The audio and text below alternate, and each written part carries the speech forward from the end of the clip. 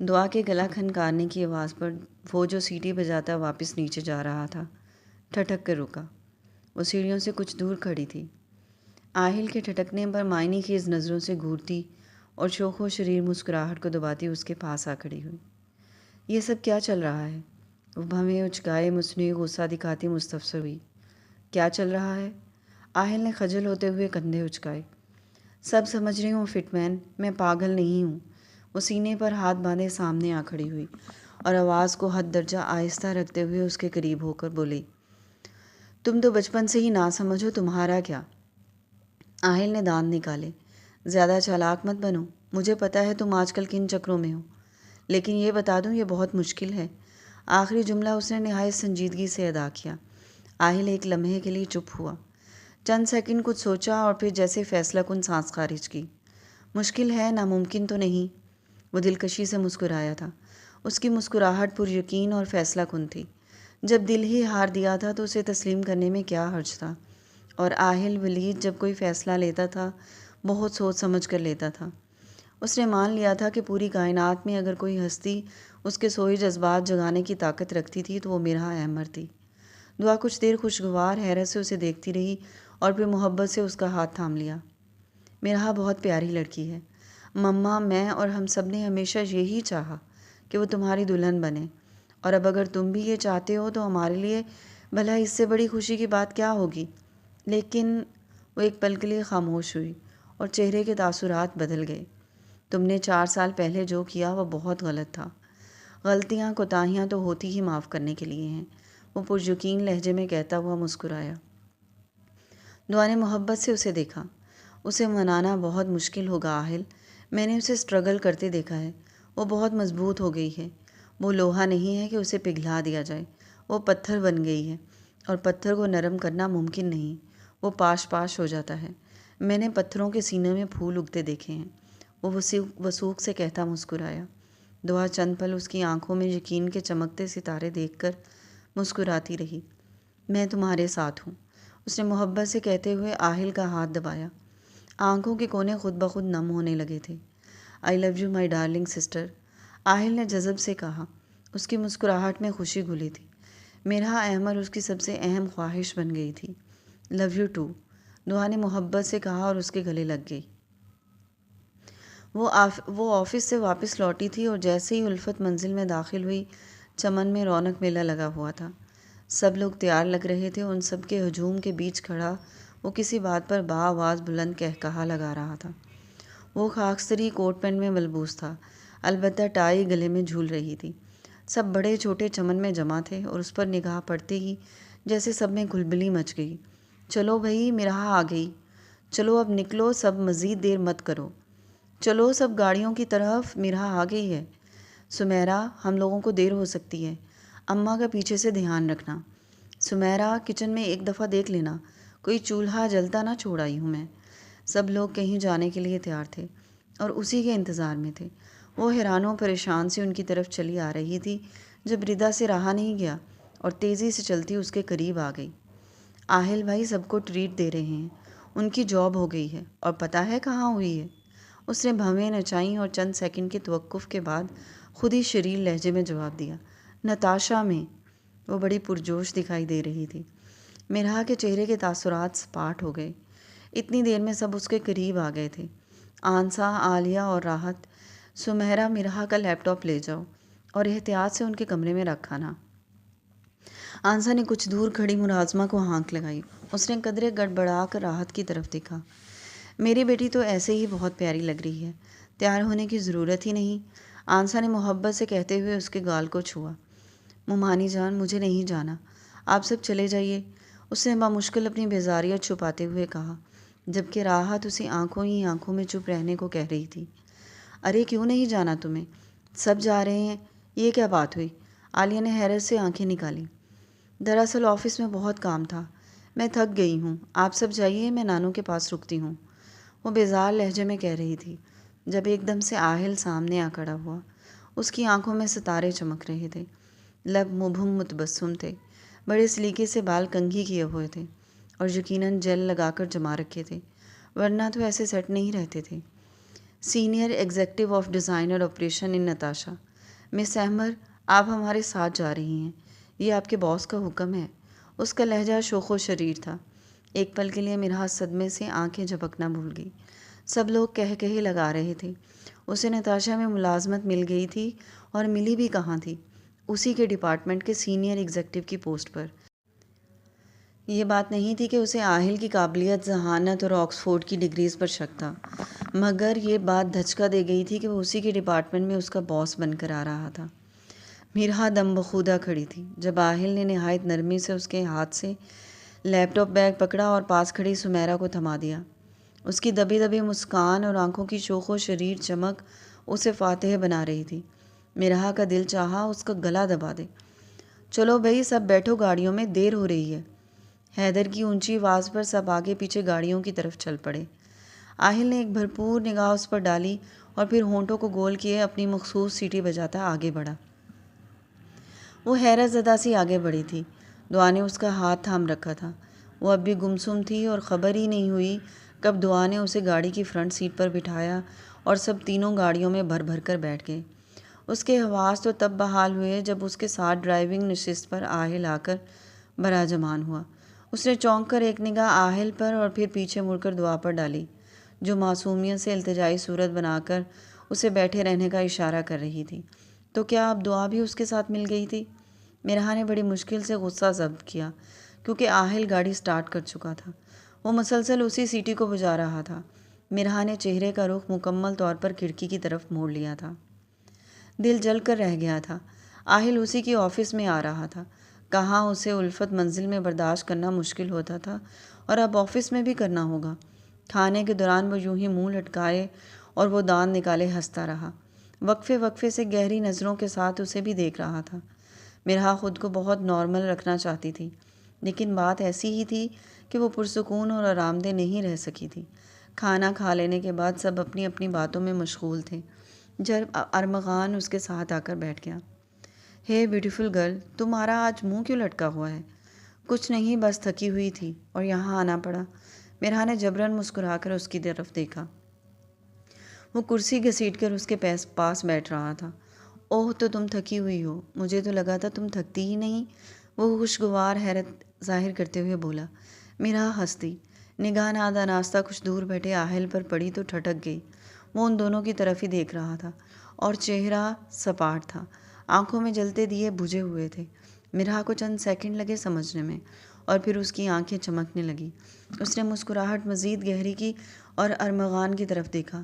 وہ یقیناً اسے ارمغان کے ساتھ باتیں کرتا دیکھ کر جل رہا تھا، اور یہ بات میرا کو پرسکون اور آرام دہ کرنے کے لیے کافی تھی۔ وہ اب ارمغان سے مزید کہے لگا کر باتیں کرنے لگی، اور واپسی پر بھی وہ جان بوجھ کر اس کی گاڑی میں بیٹھی تھی جس میں ارمغان بیٹھا تھا۔ دعا کی نسبت کی تقریب قریب ہی ایک شاندار ہوٹل میں رکھی گئی تھی۔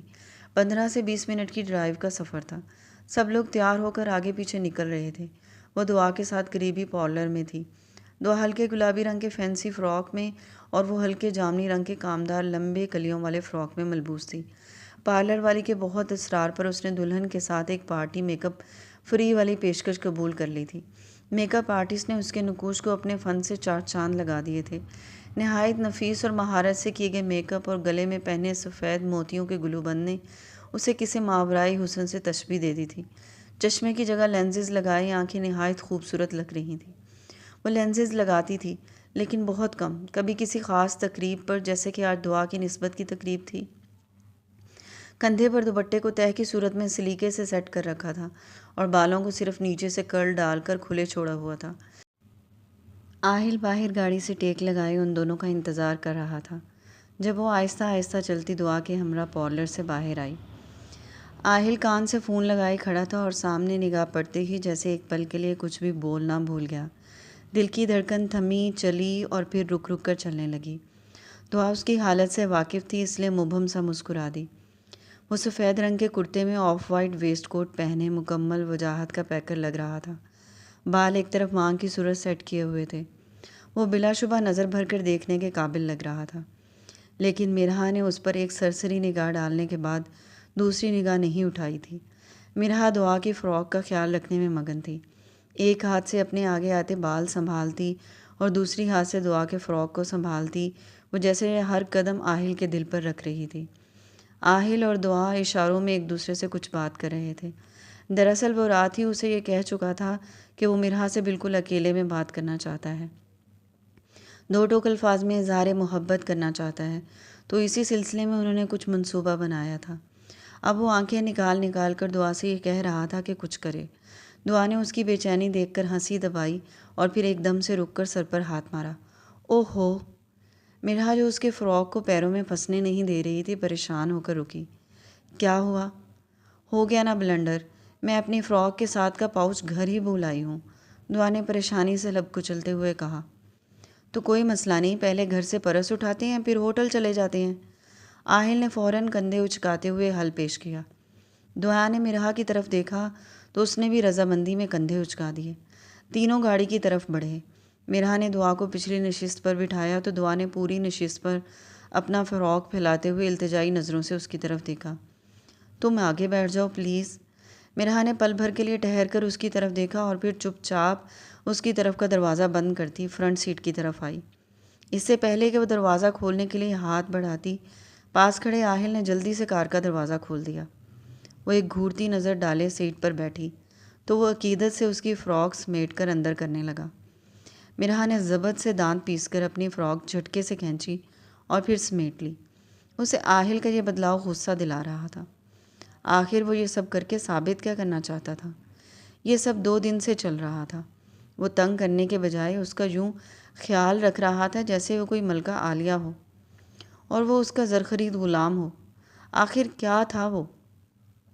مرحا نے دانت پیس کر مٹھیاں بھینچ لیں۔ وہ مسکراتا ہوا ڈرائیونگ سیٹ پر آیا اور ویل سنبھال کر ایک محبت بھری نگاہ اس کے سراپے پر ڈالی۔ سینہ خوشی سے پھول رہا تھا، اس کی آنکھیں چمک رہی تھیں، لیکن کہیں نہ کہیں دل لرز رہا تھا۔ وہ ذہین و فطین، پر اعتماد اور آکسفورڈ ڈگری ہولڈر آج ایک لڑکی سے اظہار محبت کرنے سے پہلے گھبرا رہا تھا۔ آخر کو یہ کیسا انوکھا رشتہ تھا جو آہل جیسے پر اعتماد اور مضبوط لڑکے کے دل کو بھی لرزا رہا تھا۔ وہ یوں ہی دھڑکتے دل کے ساتھ ڈرائیو کرتا رہا۔ سچ کہتا تھا وہ بیچارہ اسد، محبت بڑی کمبخت چیز ہے۔ اس نے ٹھنڈی آہ بھرتے ہوئے اپنے اس یونیورسٹی فیلو کے بارے میں سوچا جس کو وہ اپنی محبوبہ کے نخرے اٹھانے پر بے نکت سنایا کرتا تھا۔ اس کے یوں ٹھنڈی آہ بھرنے پر مرحا نے نخوت سے پہلو بدلا اور پھر کھڑکی کے پار دیکھنے لگے۔ چند منٹ کے سفر کے بعد وہ لوگ الفت منزل کے سامنے کھڑے تھے۔ مرحا جاؤ جلدی سے میری الماری کے سب سے اوپر والے خانے میں سے پاؤچ اٹھا لاؤ۔ دعا نے پیچھے سے مرحا کے کندھے پر ہاتھ رکھتے ہوئے ملتجی لہجے میں درخواست کی۔ اوکے۔ وہ سر ہلاتی گاڑی سے اتری اور اپنی فراق کو سنبھالتی خرامہ خرامہ چلتی الفت منزل کے گیٹ میں داخل ہو گئی۔ الفت منزل میں آج گارڈ کے علاوہ کوئی نہیں تھا۔ الفت بیگم بھی ہال میں جا چکی تھی۔ مرحا کو گیٹ پار کرتے دیکھ دعا آہل سے مخاطب ہوئی جو پریشان سا بیٹھا تھا۔ چلو اب جاؤ، زیادہ دیر مت کرنا، ایسا نہ ہو یہاں کار میں بیٹھے بیٹھے میرا سارا میک اپ پگھل جائے۔ ڈر لگ رہا ہے، وہ بچوں جیسی معصومیت لیے بولا تو دعا کی حیرت سے آنکھیں پھٹ گئیں اور حلق سے چیخ نما آواز برآمد ہوئی۔ کیا کہا تم نے؟ آہل نے مسکین صورت بنائی تھوک نکلا۔ سنائی نہیں دیا تمہیں؟ میں کہہ رہا ہوں ڈر لگ رہا ہے۔ آہل بکواس مت کرو، اتر جاؤ جلدی، وہ واپس آ جائے گی۔ دعا نے غصے سے دانت پیسے اور اس کے کندھے پر زوردار چٹکی کاٹی۔ آؤچ! وہ اپنا بازو سہلانے لگا۔ کل تک تو اتنی باتیں مار رہے تھے، آج جب وقت آیا تو یوں کبوتر مت بنو، جاؤ جلدی۔ جاتا ہوں، دعا کرنا میرے لیے۔ آہل نے اپنے کالر درست کیے، بیک ویو مرر میں دیکھتے ہوئے بال درست کیے اور گاڑی سے اتر گیا۔ وہ الفت منزل کے گیٹ کی طرف جا رہا تھا اور دعا اپنے خوبرو بھائی کے سراپے کو دیکھ کر مسکرا رہی تھی۔ دعا کا پاؤچ اسے الماری میں مطلوبہ جگہ پر ہی مل گیا تھا۔ اس نے جلدی سے پاؤچ اٹھایا اور تیزی سے زینے اترتی ابھی لاؤنج کے وسط میں ہی پہنچی تھی جب سامنے سے آتے آہل کو دیکھ کر قدم رک گئے۔ وہ سیدھا اسی کی طرف ہی چلا آ رہا تھا اور جن گہری اور محبت پاش نظروں سے گھورتے ہوئے آ رہا تھا، دعا کے قدم خود بخود رکے تھے۔ وہ بالکل اس کے سامنے آ کھڑا ہوا۔ مرحا نے ایک خونخوار نگاہ اس پر ڈالنی چاہی تو نگاہیں اس کی گہری آنکھوں کی سمندر میں الجھ سی گئیں۔ کچھ ایسا تھا ان کی آنکھوں میں کہ دل ایک دم سے ڈول کر ابھرا، لیکن اس نے جلدی سے اس کی لگامیں تھام لیں اور پہلو سے نکلنا چاہا۔ آہل نے سرحد سے اس کی نازک کلائی کو اپنے مضبوط ہاتھ میں لے کر روک لیا۔ وہ تڑپ کر ایک جھٹکے سے پلٹی۔ کیا بدتمیزی ہے آہل، تم حد سے بڑھ رہے ہو۔ وہ ہنوز مسکرا رہا تھا۔ حدیں تو اب سمجھ آنے لگی ہیں، میرے دل کی ہر حد تم پر آ کر ختم ہو رہی ہے۔ وہ گھمبیر اور جذبات میں چور لہجے میں کہتا اسے بھرپور نظروں سے دیکھ رہا تھا، جو اب غصے سے لال پیلی ہو گئی تھی۔ یہ مذاق نہایت گھٹیا ہے۔ میں اگر تمہیں برداشت کر رہی ہوں تو بڑوں کے لیے، لیکن اب میں وہ 19 سالہ مرہا نہیں ہوں جو تمہاری تذلیل بھری باتوں پر خاموش رہوں گی۔ وہ کلائی چھڑانے کی صحیح کے ساتھ گرائی۔ آہل نے کلائی کو ایک جھٹکا دیا تو وہ لڑکھڑا کر سنبھلی۔ آتش فشاں نگاہیں اس کے گہرے سمندر جیسی آنکھوں سے جا ٹکرائیں۔ سمندر کتنی ہی لہروں نے آگ کے شعلوں کو لپیٹ میں لے لیا۔ یہ مذاق نہیں ہے، سچ ہے۔ جس محبت کا میں مذاق اڑاتا تھا اسی محبت نے میرا مذاق بنا دیا۔ کم بخت نے ایسا بدلہ لیا کہ جس لڑکی کو ٹھکرایا تھا اسی کو دل میں بسا دیا۔ وہ نہایت گمبھیر لہجے میں ایسے شاعرانہ انداز میں بولا کہ خود اپنے ہی الفاظ پر بے یقینی ہونے لگی۔ مرہا نے نخوت سے ناک چڑھائی۔ تم نے ٹھکرایا نہیں تھا، تذلیل کی تھی۔ تم اپنے الفاظ بھول سکتے ہو لیکن میں نہیں۔ کتنی دفعہ معافی مانگوں مرہا، اور یہ حقیقت ہے کہ میں اب بھی اپنے اس عمل پر صرف اس لیے شرمندہ ہوں کہ میں نے تمہاری عزت نفس کو مجروح کیا تھا، لیکن اس لیے نہیں کہ میں نے تمہیں محبت جیسے خرافات سے منع کیا تھا۔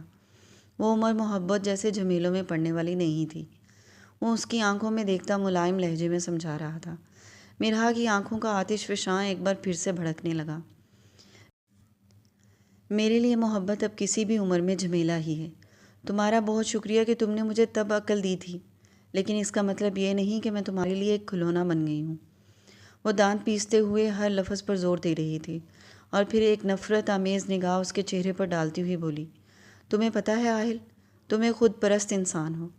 حقیقت یہ ہے کہ تم آج بھی مجھ سے محبت نہیں کرتے، بلکہ تم انسیکیور فیل کرتے ہو، کیونکہ تم چاہتے ہو سب تمہارے عشق میں گرفتار رہیں، آہیں بھرتے رہیں، تم پر مرتے رہیں، اور جب کوئی ایسا نہیں کرتا تم پاگل ہو جاتے ہو۔ یہ محبت نہیں ہے، تمہارا پاگل پن ہے۔ مرہا نے پوری قوت سے اپنا ہاتھ جھٹکا تھا، اور اس بار تو ہاتھ چھوٹ بھی گیا تھا۔ اس نے اپنی سرخ ہوتی کلائی سہلائی اور ایک ناقدانہ نگاہ اس پر ڈالی جو کسی لٹے ہوئے جواری کی طرح کھڑا تھا۔ وہ وہاں رکی نہیں تھی، تیز قدم اٹھاتی بیرونی دروازے کی طرف بھاگی۔ باہر آئی و مشکل اپنی حالت پر قابو پایا اور پاؤچ دعا کی گود میں پھینکتی واپس اپنی سیٹ پر بیٹھ گئی۔ اسے رونا آ رہا تھا، آنکھوں میں مرچیں لڑ رہی تھیں، کلائی پر آہل کی مضبوط گرفت چھپ گئی تھی۔ کچھ منٹ کے بعد وہ بھی دھواں چہرہ لیے گیٹ سے باہر نکلا اور ڈھلکے کندھوں اور اترے سے چہرے کے ساتھ آ کر ڈرائیونگ سیٹ پر براجمان ہو گیا۔ دعا جو دونوں کا چہرہ جانچ رہی تھی قدرے پریشان سی ہو گئی۔ گاڑی میں ہوٹل تک کا یہ سفر نہایت خاموش رہا، البتہ آہل کی نگاہ اس کی کلائی پر چھپی اپنی انگلیوں پر ضرور پڑی تھی، اور نگاہیں شرمندگی کے مارے سے جھک سی گئی تھیں۔ مرہا نے نفرت اور حقارت سے ایک نگاہ اس پر ڈالی اور دوپٹے کے پلو سے کلائی ڈھانپ لی۔ کسی کو آئینہ دکھانا آسان ہوتا ہے، اور اگر کوئی ہمیں آئینہ دکھا جائے تو اسے سنبھالنا مشکل ہو جاتا ہے۔ آہل کا حال بھی کچھ ایسا ہی تھا۔ مرہا کی باتوں نے جیسے اسے آئینہ دکھایا تھا۔ اس کا خود پر اعتماد ڈگمگا گیا تھا۔ تقریب میں وہ الجھا بے حال سا پھر رہا تھا۔ دماغ میں مرہا کی باتیں گھوم رہی تھیں۔ دل دماغ سے اور دماغ دل سے سوال کر رہا تھا، کیا وہ واقعی خود پرست ہے؟ کیا مرہا کے لیے جو احساسات ہیں وہ محض ایک ضد ہیں؟ مرہا نے تو اسے ہی الجھا کر رکھ دیا تھا۔ اگر ایک طرف وہ جو بکھرا سا تھا تو دوسری طرف وہ بھی گمسم تھی۔ آہل نے آج پرانے زخم کرید دیے تھے، اس کے دل کو جھنجھوڑ دیا تھا، اس کے دل کی مضبوطی کی جڑیں ہلا کر رکھ دی تھی۔ وہ سب میں چلتا پھرتا بظاہر ہنس رہا تھا، باتیں کر رہا تھا، مگر نگاہیں بار بار مرہا پر اٹھ رہی تھیں، جو گمسم سی تھی، ایسے جیسے ابھی رو دے گی۔ آہل کا دل چاہا اس کے پاس جائے اور اس کے قدموں میں بیٹھ جائے، اسے اپنے جذبات کی سچائی کا یقین دلائے۔ وہ خود پرست نہیں ہے۔ کوئی خود پرست انسان کسی کی محبت میں یوں گرفتار نہیں ہوتا کہ خود کو ہی بھول جائے۔ اسے کیسے بتائے کہ اسے دیکھتے ہی اپنی دھڑکن کے زیر و بم محسوس کرتا ہے، اپنی روح میں ایک ایسی تسکین اترتے ہوئے محسوس کرتا ہے جو آج تک اسے کسی رشتے سے محسوس نہیں ہوئی۔ دل اس کی قربت میں ایسی لذت محسوس کرتا ہے جو بیان سے باہر ہے۔ وہ آج الفت منزل بھی اسے یہ سب بتانا چاہتا تھا، لیکن وہ تو نہ رکتی ہی تھی نہ تھمتی تھی، بس ایک طوفان کی طرح رہتی تھی جو آتا ہے اور سب تہس نہس کرتا چلا جاتا ہے۔ وہ اس طوفان کو خود میں سمیٹ لینا چاہتا تھا، اس کی تند و تیز اور بے لگام ہوا کے ٹکڑوں کو اپنی محبت کی بارش میں بھگو کر پونم جھونکوں میں بدلنا چاہتا تھا۔ آہل ولید کبھی ہار نہیں مانتا۔ اس کی آنکھیں پھر سے چمکنے لگی تھیں۔ نسبت کی رسم شروع ہوئی تو سب مشتاق سے اسٹیج کے گردا گردا کھڑے ہوئے۔ وہ بھی ہجوم کے بیچوں بیچ کھڑی تھی۔ جب قریب کسی کے بالکل پاس آ کر کھڑے ہونے کے احساس ہوا۔ اس کا کندھا کسی مضبوط کندھے سے مس ہوا تھا۔ مرحا نے جھنجھلا کر نگاہ موڑی تو وہ بالکل پاس کھڑا تھا، نگاہیں اسٹیج پر جمائے دانت نکال رہا تھا اور ایسے ظاہر کر رہا تھا کہ مرحا کے گھورنے کو دیکھ ہی نہیں رہا۔ اسٹیج پر آذر دعا کو انگوٹھی پہنا رہا تھا اور سب لوگ اسی طرف نگاہ جمائے ہوئے تھے۔ دعا نے جھنجھلا کر وہاں سے نکلنا چاہا تو اسی دم اپنا ہاتھ پھر سے اس کی ہاتھ کی گرفت میں پایا۔ دل خوف سے اچھل کر حلق میں آ گیا۔ اس نے سٹ پٹا کر اپنا ہاتھ کھینچتے ہوئے ارد گرد دیکھا۔ سب لوگ سامنے متوجہ تھے۔ وہ خود بھی سامنے دیکھ کر ہنس رہا تھا اور آذر پر مذاق بھرے جملے اچھال رہا تھا، جیسے اس کا ہاتھ پکڑنے سے انجان ہو۔ مرحا کا چہرہ خفت اور غصے سے سرخ ہو رہا تھا۔ خدا نہ خواستہ اگر کسی کی نظر پڑ گئی تو؟ وہ مسلسل اپنا ہاتھ چھڑانے کی کوشش میں تھی، لیکن وہ اس کی انگلیوں میں اپنی انگلیاں پھنسائے مضبوطی سے ہاتھ تھام چکا تھا۔ آذر نے دعا کو انگوٹھی پہنائی تو سب زور زور سے سیٹیاں بجانے اور چیخیں مارنے لگے۔ وہ نرمی سے اپنے انگوٹھے سے اس کی کلائی کے اس حصے کو سہلا رہا تھا جہاں اس کی گرفت نے انگلیاں چھاپتی تھیں۔ مرحا کا بس نہیں چل رہا تھا، یہاں سب کے بیچ دوسرے ہاتھ سے اس کے گال پر زوردار تماچا جڑ دیتی، مگر وہ بے بس تھی۔ اب دعا آذر کو انگوٹھی پہنا رہی تھی۔ وہ مرحا کے قریب کھڑا تھا اور دونوں کے ہاتھ مرحا کے آنچل کے نیچے چھپے جنگ کر رہے تھے۔ ایک ہاتھ چھوٹنے کی صحیح کر رہا تھا تو دوسرا اسے اپنی گرفت میں لے رہا تھا۔ ظاہر سی بات تھی، آہل مضبوط اور طاقتور تھا اور وہ نازک اندام تھی، مسلسل شکست مل رہی تھی۔ آخر کار چند منٹ بعد مرحا نے تھک کر کوشش چھوڑ دی۔ اس کے ایسا کرنے سے وہ جذب سے مسکرایا۔ گہری آسودگی بھری مسکراہٹ نے لبوں کا گہراؤ کیا۔ اب مرحا کسی بت کی مانند کھڑی تھی۔ وہ نرمی سے اس کے ہاتھ کو دبا رہا تھا اور انگوٹھے سے یوں کلائی کو سہلا رہا تھا جیسے کچھ گھنٹوں پہلے اپنے کیے پر نادم ہو۔ جیسے ہی دعا نے بھی آذر کو انگوٹھی پہنائی تو ایک دفعہ پھر سے بے ہنگم شور برپا ہوا۔ اس کے بعد ہجوم منتشر ہوتے ہی آہل اس کا ہاتھ چھوڑ کر آگے بڑھ گیا اور وہ فقط اس کی پشت کو گھورتی رہ گئی۔ عجیب دھونس اور ڈھیٹ پن تھا۔ آخر کو وہ کیوں نہیں سمجھ رہا تھا کہ وہ اب اس سے نفرت کرتی ہے۔ آج اس نے جتنی عزت افزائی کی تھی اس پر تو اسے پلٹ کر دیکھنا ہی نہیں چاہیے تھا، لیکن اس پر تو جیسے کسی بات کا اثر ہی نہیں تھا۔ باقی تقریب میں وہ بے دل سا پھرتی رہی۔ اگر کسی نے موڈ خراب ہونے کا سبب پوچھا تو سر درد کا بہانہ لگا کر ٹال دیا۔ باقی لوگ وہیں ہوٹل میں تھے جب وہ الفت بیگم اور سمیرہ کے ساتھ گھر واپس چلی گئی۔ الفت منزل آ کر وہ رو دی تھی۔ یہ رونا اپنی بے بسی پر آ رہا تھا۔ کیا اس کے بس میں کچھ نہیں تھا؟ آہل نے جب چاہا دھتکار دیا اور جب چاہا ہاتھ بڑھا دیا۔ نہیں، وہ اتنی بے وقت تو نہیں ہے کہ کوئی بھی اس پر دھونس جمائے اور وہ کچھ نہ کر سکے۔ آہل ولید اب کبھی بھی اسے زیر نہیں کر سکتا تھا۔ اس نے سختی سے اپنے آنسو پونچھ دیے، کپڑے تبدیل کیے، منہ ہاتھ دھویا اور جب سب لوگ واپس پہنچے تو اس وقت تک وہ خود کو سنبھال چکی تھی اور پلنگ پر پرسکون بیٹھی اپنا کام کر رہی تھی۔ دعا کمرے میں داخل ہوئی تو کن اکھیوں سے اسے جانچ رہی تھی۔ وہ نارمل نظر آ رہی تھی۔ وہ کپڑے تبدیل کر کے کمرے میں آئی تو مرحا نے مسکرا کر اسے دیکھا۔ اور نہایت اپنائیت بھرے لہجے میں مخاطب ہوئی۔ ادھر آؤ، قریب سے انگوٹھی دکھاؤ۔ دعا مسکراتی ہوئی اس کے پاس چلی آئی اور ہاتھ آگے کر دیا۔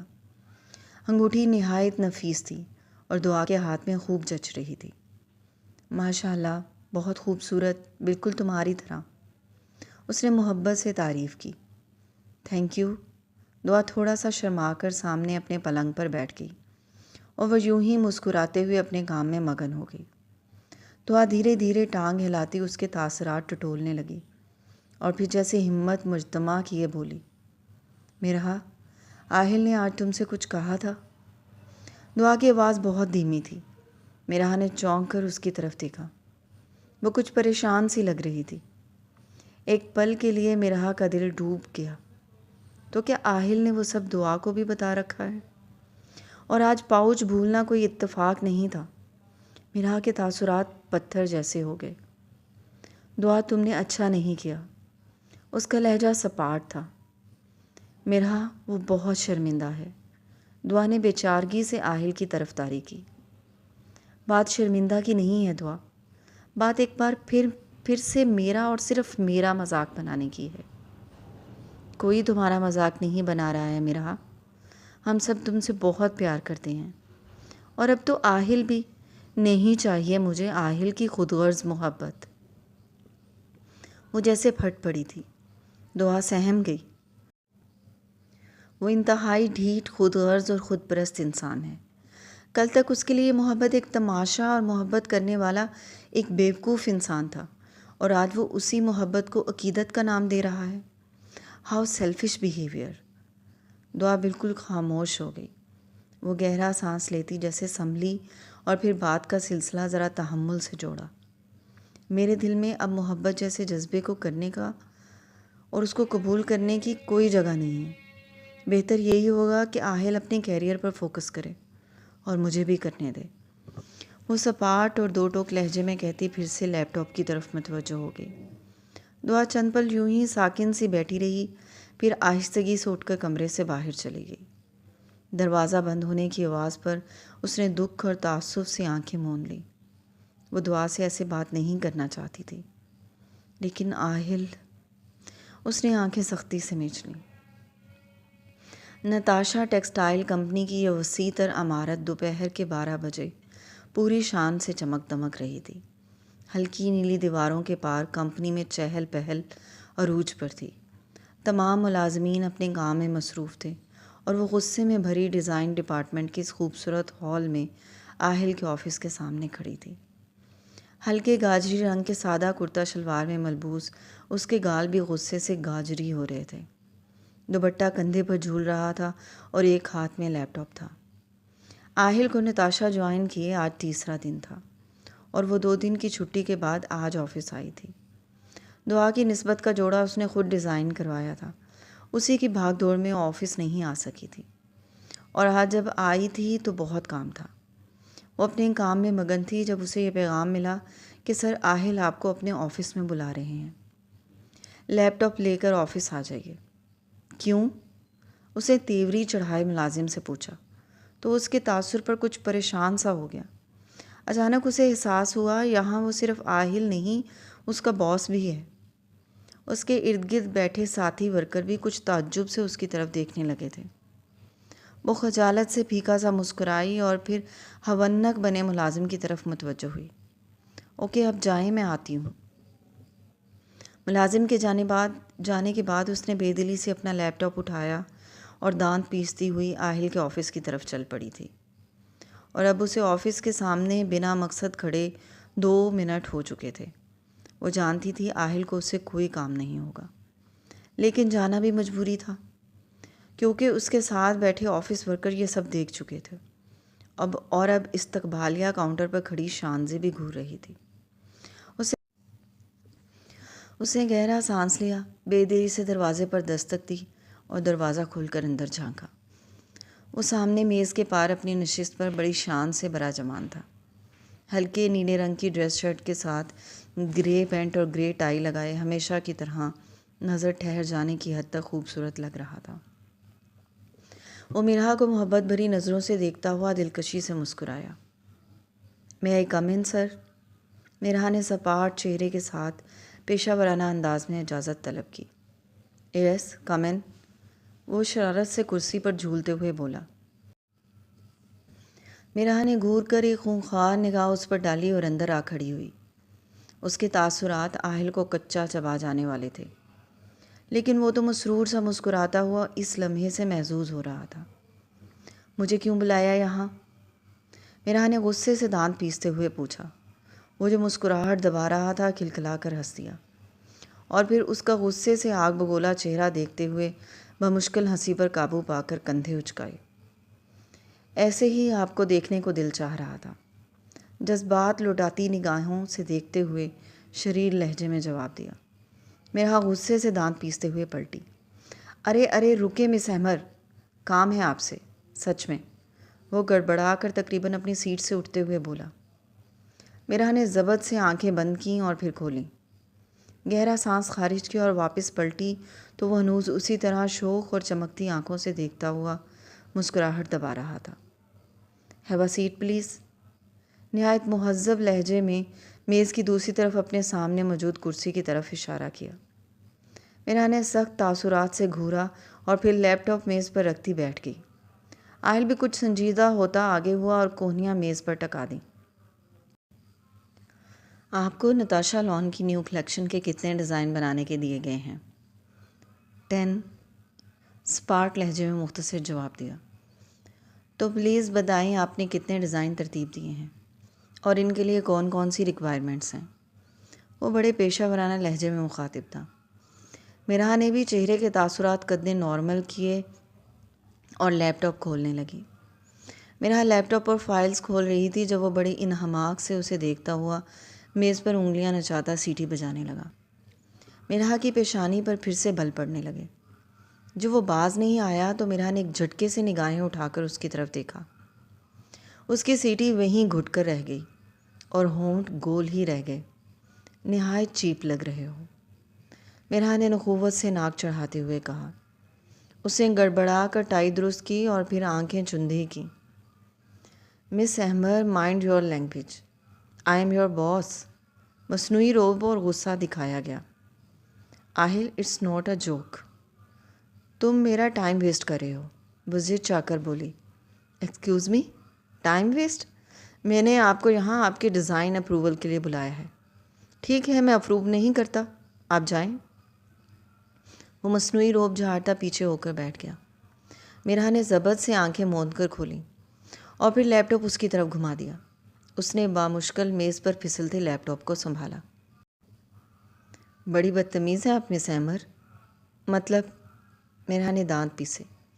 مطلب یہ کہ اٹھ کے ادھر آئیے، یہ ساتھ والی نشست پر بیٹھ کر تمیز و تہذیب سے اور پیار سے ڈیزائن دکھائیے، وہ گہری نظروں سے دیکھتے ہوئے کہہ رہا تھا۔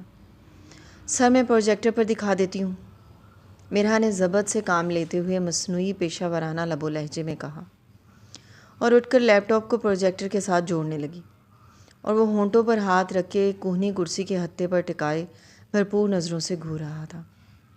میرا نے پروجیکٹر چلانے کے بعد ڈیزائن دکھانے شروع کیے، لیکن وہ پروجیکٹر اسکرین کی طرف نہیں دیکھ رہا تھا بلکہ مسلسل اس کی طرف دیکھ رہا تھا۔ میرا اپنے ڈیزائنز کے بارے میں بتا رہی تھی جب اسے اس کے مسلسل گھورنے پر غصہ آنے لگا۔ وہ ایک دم چپ ہو کر غصے سے دانت پیستی ہوئی مخاطب ہوئی۔ غالباً ڈیزائن اس طرف ہے۔ اس نے پروجیکٹر اسکرین کی طرف اشارہ کیا۔ وہ ہنس دیا۔ لیکن میرا سب کچھ ادھر ہے، گہری نظروں سے دیکھتے ہوئے میں نے جملہ ادا کیا۔ انف، میں جا رہی ہوں۔ میرا نے غصے سے لیپ ٹاپ بند کیا۔ اوکے جاؤ، میں ڈیزائن اپروو نہیں کروں گا، وہ کرسی پر جھولتے ہوئے ڈھیٹ پن سے بولا۔ کیوں تنگ کر رہے ہو مجھے؟ وہ چڑھ کر دھیمے لہجے میں غورائی۔ تم کیوں ستا رہی ہو مجھے؟ جذبوں سے بھاری ہوتے لہجے میں کہا۔ آنکھیں ایک دم سے اداس ہو گئیں۔ آنکھوں کا تصادم ہوا تو میرا ایک پل کے لیے جیسے تھم سی گئی اور پھر گڑبڑا کر نظریں چرائیں۔ یہ سب باتیں کیا آفس میں کرنے والی ہیں؟ غصے میں کہا۔ تو گھر میں تو تم پاس بھی نہیں پھٹکنے دیتی۔ ہاں، کیونکہ میرے پاس تمہاری فضول باتوں کے لیے وقت نہیں ہے۔ فضول باتیں نہیں ہیں، میری زندگی کا معاملہ ہے، خود غرضی کی انتہا ہے یہ۔ مرحا نے ناقدانہ نگاہ ڈال کر طنز کیا۔ جو بھی سمجھ لو، بس تم چاہیے ہو۔ آہل نے ڈھیٹ پن سے کہا، البتہ اب لہجہ نہایت سنجیدہ تھا۔ میں کوئی کھلونا یا ڈگری نہیں جس کو پانے کی ضد کرو۔ میں ایک جیتا جاگتا انسان ہوں، مرحا نے تعسف اور صدمے سے کہا۔ لہجے میں ہلکی سی لغزش امڑ آئی تھی۔ آہل نے آنکھیں موندی اور سر کرسی کی پشت سے ٹکا دیا۔ کاش کہ تم میرے دل کی حالت جان سکو۔ میں وہی مرحا احمر ہوں آہل ولید، میرا پیچھا چھوڑ دو پلیز۔ وہ سختی سے کہتی اپنا لیپ ٹاپ اٹھا کر دروازے کی طرف بڑھ گئی۔ وہ یوں ہی آنکھیں موندے کرسی کی پشت سے ٹیک لگائے پھیکا سا مسکراتا رہا۔ تمہارا شادی کا کوئی ارادہ نہیں؟ ارمغان کے سوال پر وہ چونک کر متوجہ ہوا۔ وہ دونوں آہل کے کمرے کے ٹیرس پر بیٹھے تھے۔ رات کے 2 بج رہے تھے۔ ہاتھوں میں سگریٹ سلگائے کرسیوں پر آمنے سامنے بیٹھے وہ ہر موضوع کو زیر بحث لا چکے تھے۔ جب چند سیکنڈ کی خاموشی کے بعد ارمغان مسکراتے ہوئے مستفسر ہوا۔ کیوں پوچھ رہے ہو؟ کیا تمہارا ہے؟ آہل نے ہنستے ہوئے الٹا سوال داغا۔ ارمغان دعا کی نسبت کے بعد کراچی اپنے ددھیال چلا گیا تھا اور پورے 1 ہفتے کے بعد لوٹا تھا۔ ہاں، میرا بن گیا ہے، ارمغان نے کچھ خجل ہوتے ہوئے جواب دیا اور ایک طرف سگریٹ کی راکھ چھاڑی۔ آہل نے بھرپور قہقہہ لگایا۔ شرما رہے ہو، مطلب دل کا معاملہ ہے۔ تم کیا جانو دل کے معاملے؟ نہیں تو پہلے تم سے ہی کھل کر ذکر کرتا۔ ارمغان نے مسکراتے ہوئے ذو معنی بات کی۔ آہل نے سگریٹ کا کش لگاتے ہوئے اپنے مخصوص انداز میں ابرو اچکائے۔ مطلب؟ میں کچھ سمجھا نہیں۔ مطلب یہ کہ یہیں پاکستان میں ایک لڑکی پسند آ گئی ہے اور کل مما سے ذکر کر دیا کہ وہ باقاعدہ رشتے کی بات کریں۔ ارے واہ واہ، بڑے چھپے رستم نکلے۔ 4 دن میں لڑکی بھی پسند کر لی؟ کہاں، کراچی کی ہے؟ نہیں، یہیں کی۔ ارمغان نے معنی خیز مسکراہٹ سجائے کہا تو وہ جو ہنس رہا تھا ایک دم سے جیسے چہرے کے تاثرات ہی بدل گئے۔ دل بیٹھ سا گیا، ہاتھ سے سگریٹ چھوٹتے چھوٹتے بچا۔ یہاں کی مطلب؟ اس کے لہجے میں خود بخود کھردرا پن در آیا جو ارمغان اپنی خوشی میں محسوس نہیں کر سکا۔ ارمغان نے مسرور سا ہو کر سر کرسی کی پشت سے ٹکایا جبکہ وہ اپنے اتھل پتھل ہوتے دل کو سنبھال رہا تھا۔ دل چاہا یہ وقت یہیں تھم جائے اور ارمغان منہ سے وہ الفاظ نہ نکالے جو وہ سننا نہیں چاہتا، مگر وہ بول اٹھا۔ مرحا، مرحا ہے وہ۔ ارمغان ایک دم سے سیدھا ہوا۔ آہل کو لگا اس کا دل پھٹ جائے گا۔ یار وہ بہت منفرد ہے، مجھے ایسی لڑکیاں بہت پسند ہیں، مضبوط، با کردار اور پر اعتماد۔ اور جب مما کو میں نے یہ سب بتایا تو وہ تو جیسے خوشی سے پاگل ہو گئیں۔ شی سیڈ کہ وہ تو ہمیشہ سے یہی خواہش رکھتی تھیں۔ ارمغان ہنستے ہوئے سب بتا رہا تھا اور وہ کسی گہرے پاتال میں گر رہا تھا۔ اسے ایسا لگ رہا تھا زمین پھٹ رہی ہے اور آسمان جیسے سر پر آ گرا ہے، دل میں ایک پھانسی اٹکنے لگی ہو۔ میں جانتا ہوں یہ سب جان کر تمہیں بھی خوشی ہوئی ہوگی۔ آفٹر آل مرحا تمہاری بھی اچھی دوست ہے، تم سے ایک فیور چاہیے۔ وہ ایک دم سے ملتجی لہجے میں کہتا ہوا آگے ہوا۔ آہل نے بمشکل اپنے بگڑتے تاثرات چھپائے لیکن بول نہیں سکا۔ الفاظ جیسے گلے میں گھٹ کر رہ گئے تھے۔ بڑوں کے کان میں تو میں نے بات ڈال دی ہے، اب تم بس ڈائریکٹلی مرحا سے پوچھ دو کہ وہ میرے بارے میں کیا سوچتی ہے۔ ارمغان شرما رہا تھا اور آہل کو وہ اس وقت دنیا کا سب سے بدصورت اور منحوس شخص لگ رہا تھا۔ تو یہ بات یہاں گھر میں تو نہیں ہو سکتی؟ آہل نے گلا صاف کرتے ہوئے سپاٹ لہجے میں کہا۔ اس کا ذہن 180 کی رفتار سے دوڑ رہا تھا۔ مطلب یہاں نہیں ہو سکتی؟ ارمغان نے بھویں سکیڑیں۔ مطلب یہ کہ یہاں سب بڑوں میں یہ بات پاسبل نہیں، تو مرحا کو لے کر کہیں باہر چلے جاؤ، وہاں میں بھی چلوں گا، تو پھر میں اکیلے میں تمہارے بارے میں بات کر لوں گا۔ وہ نہایت کمینگی سے اسے مشورہ دیتے ہوئے اپنا راستہ ہموار کر رہا تھا۔ Good idea. ارمغان کی آنکھیں چمکنے لگی۔ یس، اٹس اے گڈ آئیڈیا۔ تو مجھ سے کہنا کہ تمہیں لاہور کی کوئی جگہ دیکھنی ہے، کوئی بھی، وہ مان جائے گی، وہ بہت اچھی ٹور گائیڈر ہے۔ اب وہ پورے جوش میں ارمغان کو مشورے دے رہا تھا اور پھر یہ فیصلہ ہوا کہ کل شام کو وہ آفس سے واپسی پر مرحا کو لینے آئے گا اور پھر گھمانے کا کہہ کر لاہور کے کسی تاریخی مقام پر لے جائے گا، اور آہل وہیں اس سے اکیلے میں ارمغان کے بارے میں بات کرے گا۔ کچھ دیر یوں ہی بیٹھے رہنے کے بعد ارمغان تو جا کر سو گیا تھا، لیکن وہ ساری رات کروٹ بدلتا رہا۔ اگلے دن واقعی ارمغان مرحا کے آفس پہنچ گیا تھا۔ اس کے فون کر کے باہر بلوانے پر وہ حیران و پریشان سی باہر آئی تو وہ کار میں منتظر تھا۔ جب ارمغان نے اسے لاہور کے کسی اہم جگہ گھومنے کی خواہش ظاہر کی تو مرحا اسے واگا بارڈر لے جانے پر بضد ہو گئی۔ شام میں پرچم اترنے کے منظر کو دیکھنا اس کا پسندیدہ تھا۔ ارمغان چپ ہو گیا اور آہل کو پیغام میں بتا دیا، دماغ ٹھیک ہے تمہارا؟ واگا بارڈر پر میں اسے مناؤں گا۔ اس نے دانت پیستے ہوئے جوابی میسج لکھا۔ وہ ان دونوں کی کار کے پیچھے ہی اپنی کار میں بیٹھا تھا۔ ارمغان نے حیرت ظاہر کی، مناؤں گا مطلب؟ او بھائی، بس تم اسے میرے خیالات بتانا اور پوچھنا کہ وہ میرے بارے میں کیا سوچتی ہے۔ ارمغان نے دانت پیستے ہوئے جوابی پیغام لکھا۔ او ہاں، میرا مطلب یہی تھا، دراصل وہ شادی وغیرہ کے لیے مان نہیں رہی نا، اس لیے ایسا بول دیا۔ ارمغان ڈرائیونگ سیٹ پر بیٹھا پیغام ٹائپ کر رہا تھا اور ساتھ والی نشست پر بیٹھی مرحا اس کے کار ڈرائیو کرنے کے انتظار میں تھی۔ یار پلیز ڈراؤ مت، تمہیں اسے ہر حال میں منانا ہے۔ ارمغان نے رونی صورت والے ایموجی کے ساتھ میسج لکھا۔ ارمغان، چلو بھی، پرچم اترنے کا وقت نکل جائے گا اور پھر وہاں جانے بھی نہیں دیتے۔ مرحا نے اسے پیغام ٹائپ کرنے میں مصروف دیکھا تو چہرہ بگاڑتے ہوئے بولی، ہاں بالکل بالکل۔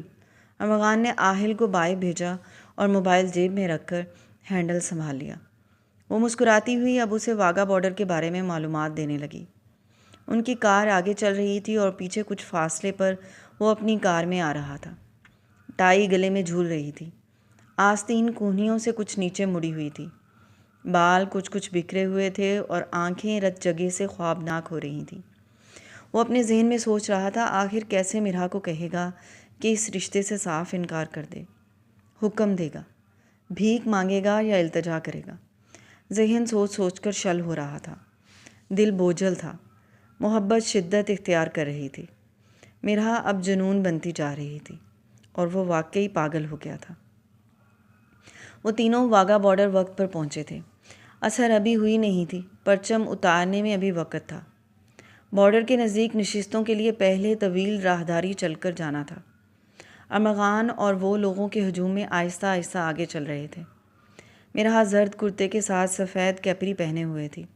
اس نے بالوں کا بے ترتیب سا جوڑا بنا رکھا تھا اور دوپٹہ گلے میں جھول رہا تھا۔ وہ نہایت دلچسپی سے اسے یہاں کا ایک قصہ سنا رہی تھی جب آہل نے ارمغان کو پیغام بھیج کر بہانے سے واپس پارکنگ ایریا میں جانے کا کہا۔ اوہ مرحا، میں اپنا وائلٹ گاڑی میں بھول آیا۔ ارمغان نے اگتے ہوئے بھرپور اداکاری کی۔ مرحا نے چونک کر اس کی طرف دیکھا۔ اٹس اوکے، وہاں وائلٹ کا کیا کام؟ میرے پاس پرس ہے نا۔ نہیں، ایکچولی میرا دوسرا فون بھی گاڑی میں ہے، مجھے ویڈیو بھی تو بنانی ہے۔ ارمغان نے دوسرا بہانہ گھڑا۔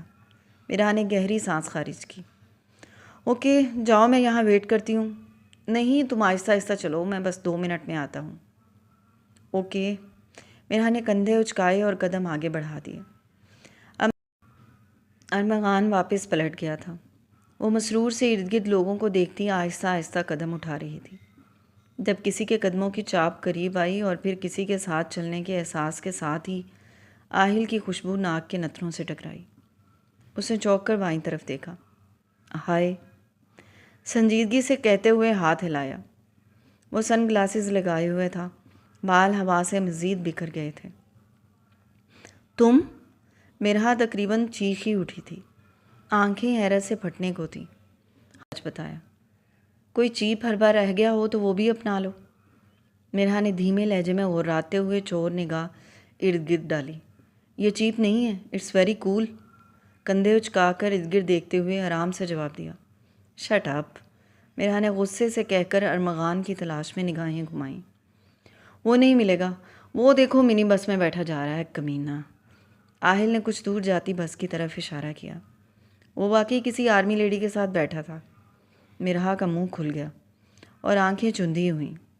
اس ارمغان کے بچے کو تو میں پوچھتی ہوں، وہ تیز تیز قدم اٹھاتی آگے بڑھی۔ آہل بھی فوراً ہم قدم ہوا۔